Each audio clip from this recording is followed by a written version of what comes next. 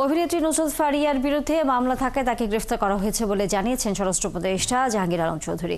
সংস্কৃতি উপদেষ্টা এ নিয়ে যে কথা বলেছেন তা তার ব্যক্তিগত মতামত বলেও মনে করেন তিনি। সচিবালয়ে ঈদুল আজহা উপলক্ষে আইনশৃঙ্খলা সভা সংক্রান্ত সভা শেষে উপদেষ্টা এসব কথা বলেন।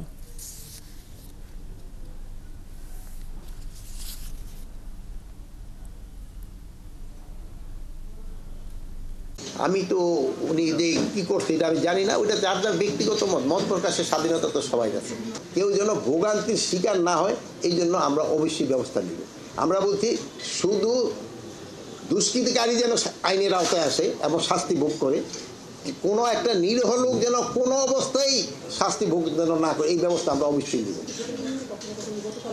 না, গতকালে ওনার এগেস্টে তো আমরা ইনভেস্টিগেশন তো শেষ হয় নাই। এখন তার নামে যদি কেস থাকে আপনি কি করবেন?